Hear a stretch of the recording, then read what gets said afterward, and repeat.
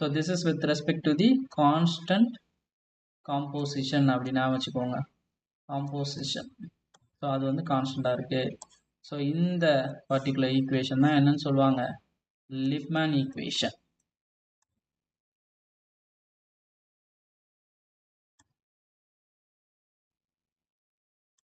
So ஒரு வழியா நாலு பக்கம் derivation முடிஞ்சு.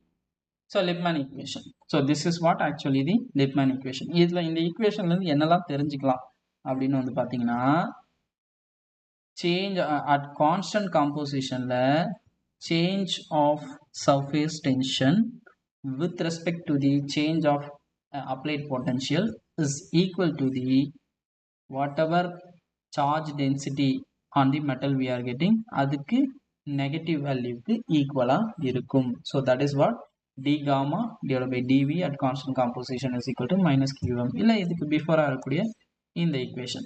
ஸோ இதில் எங்கெல்லாம் நம்ம வந்து பார்த்திங்கன்னா இங்கே ஃபைனலாக வரக்கூடிய இந்த போலரைசபிள் இன்டர்ஃபேஸ்க்கான தெர்மோடைனமிக் ஈக்குவேஷன் இங்கே எடுத்துக்கக்கூடிய இந்த அசம்ஷன் இந்த ரெண்டு ஸ்டெப் இதெல்லாம் வந்து பார்த்திங்கன்னா டிஆர்பியில் ரேராக கேட்கறதுக்கான பாசிபிலிட்டிஸ் இருக்குது.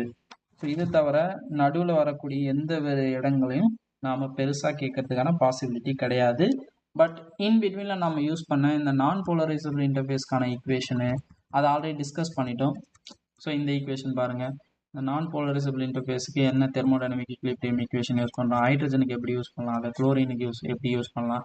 ஸோ இந்த மாதிரி இன் பிட்வீனில் நம்ம என்ன ஈக்குவேஷன்லாம் இன்கார்பரேட் பண்ணியிருக்கிறோமோ அந்த ஈக்குவேஷன்ஸ்லாம் ஆஸ் யூஷுவல் இம்பார்ட்டன்ட் தான். ஸோ அதுக்கப்புறம் இந்த சர்ஃபேஸ் எக்ஸஸை யூஸ் பண்ணி ஈக்குவேஷன் ஸ்டார்ட் பண்ணோம் இல்லைங்களா. ஸோ அந்த ஈக்குவேஷன்ஸ்லாம் இம்பார்ட்டன்ட் தான் ஆஸ் யூஷுவல் நமக்கு.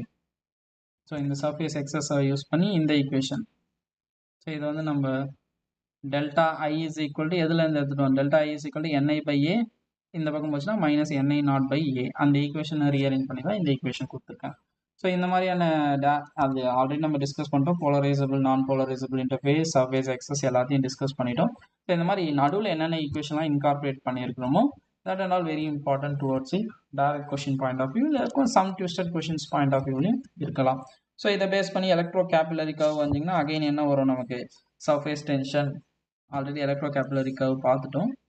ஸோ அதே ஒரு ஈக்குவேஷன் தான் நமக்கு கிடைக்கும். So electrocapillary curve with respect to the இந்த potential gamma with respect to the V வரைஞ்சிங்கன்னா என்ன வரும், பேராபோலா அப்படின்னு சொன்னோம் இல்லைங்களா. ஸோ இந்த மாதிரியான ஒரு ஃபார்மேட்டில் நமக்கு கிடைக்கும். கொஞ்சம் நல்லா வரும். ஸோ இன்க்ரீஸ் ஆகி அப்புறம் வந்து பார்த்தீங்கன்னா டிக்ரீஸ் ஆகும். ஸோ இந்த இடத்துல நம்ம வந்து பார்த்திங்கன்னா என்ன பண்ணலாம்னா இந்த டேன் கர்வ் அப்படின்னு சொல்லல ஸ்லோப் எப்படி கண்டுபிடி எங்கே மேக்ஸிமம் ஸ்ட்ரைட் லைன் வருதோ அந்த இடத்த யூஸ் பண்ணி அந்த டேன் கர்வ்னு சொல்லுவோம்.